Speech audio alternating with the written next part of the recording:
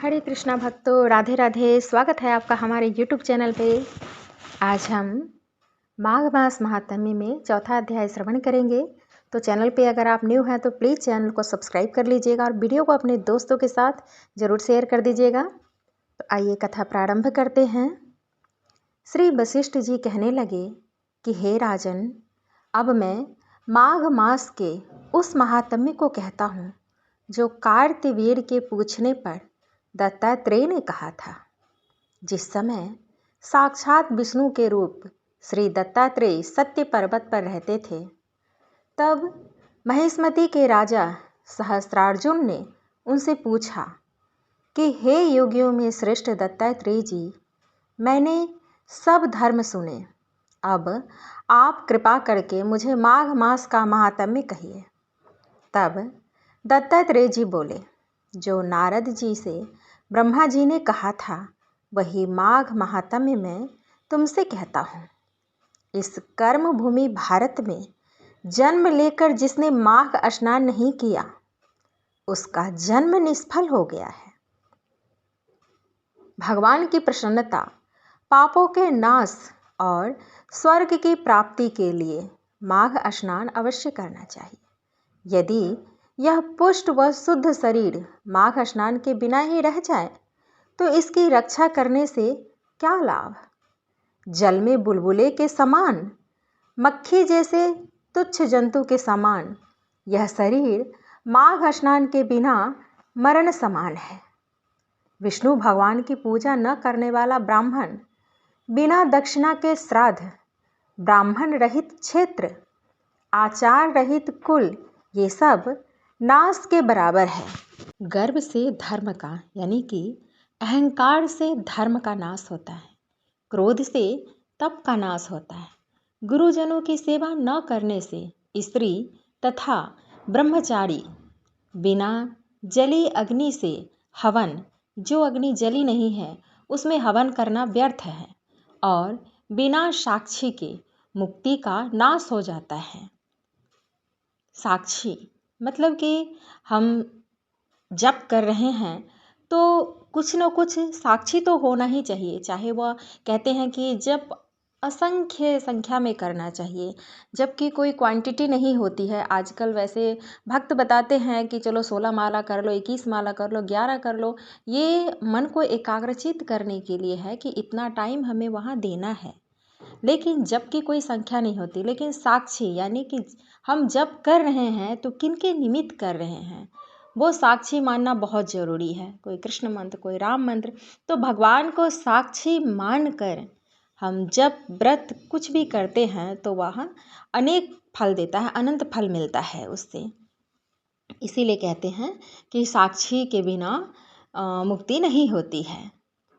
जीविका के लिए कहने वाली कथा यानी जो जीवन यापन करने के लिए, पैसा कमाने के लिए कथा कही जाती है, वह कथा व्यर्थ है। अपने लिए ही बनाए हुए भोजन की क्रिया यानी सिर्फ अपने लिए ही भोजन बनाए हैं तो वह किसी काम का नहीं है। परिवार का भी पेट भरना बहुत ज़रूरी होता है। शूद्र से भिक्षा लेकर किया हुआ यज्ञ तथा कंजूस का धन, अब कोई कंजूस है और उससे अगर आप धन लेकर के कोई कार्य कर रहे हैं तो यह सब नाश के कारण बन जाता है। बिना अभ्यास और आलस्य वाली विद्या यानी आलस्य वाली विद्या तो याद भी नहीं रहेगा, और कभी कोई कार्य करना हो और उसका अभ्यास पहले से नहीं किया है तो वो निष्फल हो जाएगा। असत्य वाणी, विरोध करने वाला राजा, जीविका के लिए व्रत यानी कि व्रत कर रखे हैं और वहाँ पे जाएंगे तो अमुक स्थान पे हमें प्रसाद मिलेगा, तो उससे हमारा भोजन हो जाएगा, पेट भर जाएगा। तो उसके लिए अगर आप व्रत करते हैं, व्रत के नाम पे अगर वाहवाही चाहते हैं तो वह भी व्यर्थ हो जाता है। व्रत कर रहे हैं तो व्रत को छुपा के रखना होता है। संदेह युक्त मंत्र का जप, जिस मंत्र में संदेह हो, अब गुरु ने मंत्र दे दिया और आपको संदेह है कि अरे पता नहीं यह फलित होगा या नहीं होगा, तो वह व्यर्थ है। विश्वास करके मंत्र का जप करना चाहिए। व्याग्रचित होकर जप करना, अब व्याकुल है, इधर उधर भटक रहे हैं और जप कर रहे हैं तो वो भी व्यर्थ हो जाता है। एकाग्रचित होकर के जप करना चाहिए। वेद न जानने वाले को दान देना, संसार में नास्तिक मत ग्रहण करना, श्रद्धा बिना धार्मिक क्रिया, यह सब व्यर्थ है। और जिस तरह दरिद्र का जीना व्यर्थ है, उसी तरह माघ स्नान के बिना मनुष्य का जीना व्यर्थ है।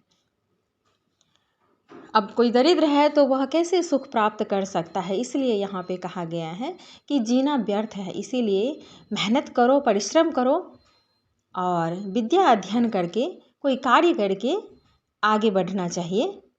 इसीलिए यहाँ पे ऐसा कहा गया है। कहते हैं कि ब्रह्मघाती, सोना चुराने वाला, मदिरा पीने वाला, गुरु पत्नी गामी और इन चारों की संगति करने वाला माघ स्नान से पवित्र हो जाता है। वैसे ये सब कार्य नहीं करना चाहिए, लेकिन तप करके खुद को शुद्ध कर सकते हैं। जल कहता है कि सूर्योदय से पहले जो मुझसे स्नान करता है, मैं उसके बड़े से बड़े पापों को नष्ट कर देता, क्योंकि उस टाइम जल अमृत में बना होता है, इसलिए शरीर को शुद्ध करता है। महापातक भी स्नान करने से भस्म हो जाते हैं। माघ मास के स्नान का जब समय आ जाता है तो सब पाप अपने आप ही भय से कांपने लगते हैं। जैसे मेघों से मुक्त होकर चंद्रमा प्रकाश करता है, वैसे ही श्रेष्ठ मनुष्य माघ मास में स्नान करके प्रकाशमान होते हैं। काया वाचा मनसा से किए हुए छोटे या बड़े, नए या पुराने, सभी पाप स्नान से नष्ट हो जाते हैं। आलस्य में बिना जाने जो पाप किए हो वह भी नाश को प्राप्त होता है। जिस तरह जन्म जन्मांतर के अभ्यास से आध्यात्मिक ज्ञान की प्राप्ति होती है, उसी तरह जन्मांतर अभ्यास से ही माघ स्नान में मनुष्य की रुचि होती है। जब तक अभ्यास नहीं करेंगे तब तक माघ स्नान की रुचि भी नहीं होगी। यह अपवित्रों को पवित्र करने वाला बड़ा तप और संसार रूपी कीचड़ को धोने की पवित्र वस्तु है। हे राजन, जो मनवांछित फल देने वाला माघ स्नान नहीं करते, वह सूर्य चंद्र के समान भोगों को कैसे भोग सकते हैं? बोलिए प्रेम से सब वृंदावन बिहारी लाल की जय हो। श्री युगल जोरी सरकार की जय हो। कल के वीडियो में हम 5वां अध्याय श्रवण करेंगे। तो प्रतिदिन स्नान के बाद जब भी समय मिलता है तो दिन में किसी भी टाइम महात्म्य जरूर श्रवण करें, पठन करें या श्रवण करें। पठन करें तो भगवान के सम्मुख बैठ करके एकाग्रचित मन से पाठ कर सकते हैं। नहीं तो अगर श्रवण कर रहे हैं तो भी वैसे ही करना चाहिए। लेकिन अगर समय नहीं है, समय का अभाव है, आजकल बहुत भागदौड़ में भरी हुई ज़िंदगी है लोगों की, क्योंकि भगवान के लिए तो छोड़िए, खुद के लिए भी समय नहीं है लोगों के पास। तो इतना नियम कोई नहीं पालन कर सकता इस कलिकाल में। तो चलते फिरते कभी भी कहीं भी ड्राइविंग करते हुए, ऑफिस में काम करते हुए अगर समय है तो लीड लगा करके, ईयरफोन लगा करके भी श्रवण कर सकते हैं। पूरा अध्याय प्रतिदिन एक एक अध्याय श्रवण कर सकते हैं और अपने दोस्तों के साथ भी इसे शेयर कर सकते हैं, तो भी बहुत पुण्य फल मिलता है।